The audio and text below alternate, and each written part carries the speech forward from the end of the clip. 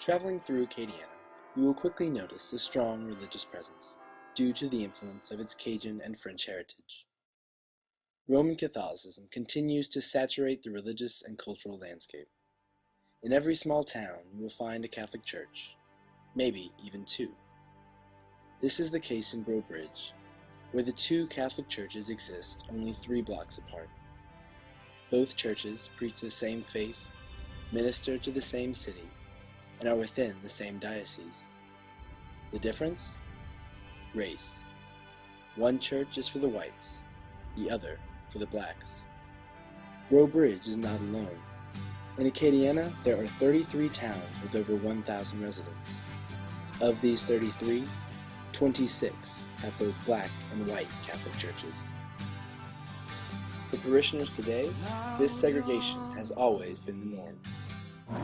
But it's totally against what the church stands for. Catholic means universal.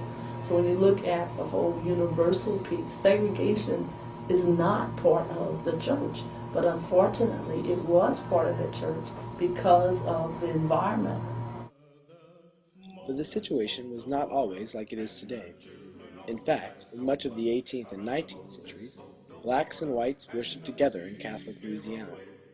Priests baptized slaves and instructed slave owners to teach their slaves the Catholic faith. After the Civil War came change. Jim Crow laws helped to mandate segregation in public places, and blacks were pushed to the backs of the churches. For blacks who wished to remain Catholic, they had no choice.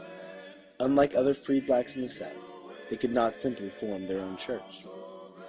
For black Catholics in Lafayette, their hopes for religious worship without discrimination were renewed with 2 simple words of a soft-spoken black woman. In 1910, St. John Church Parish began planning for construction of a new church in downtown Lafayette. Monsignor Turlings, then pastor, decided to meet with the coloreds of the parish in order to ask them where they wanted their pews to be in the new church.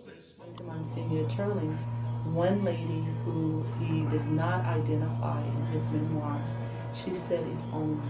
And he heard her and he asked, "If only what?" And she said, "If only we had our own church."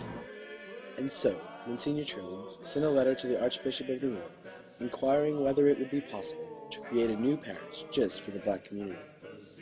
Permission was granted, and in 1911, St. Paul's, the first black church parish in Acadiana, was created. For the first time, blacks were no longer inferior. At St. Paul's, blacks held leadership positions, sat wherever they wanted, and didn't have to wait for the whites to receive communion first. It didn't take long for this idea to spread, and soon other black churches were established throughout the diocese. Dear Bishop, as I explained in our conversation yesterday, we are convinced that it will serve the best interest of both white and colored to have separate parish churches for them. We feel that those who are known to be working especially for the colored will be able to gather funds and erect a church much sooner than we could hope to do so. I therefore respectfully request your Lordship to relieve us of the care of the colored people in this parish. With the creation of black churches, African Americans received a newfound freedom. Racially divided churches played a part for a group of people to have ownership in the church, to feel welcome in the church, to even live out their spiritual, freedom. Yet, this segregation also catered to the prejudices of the whites at the time.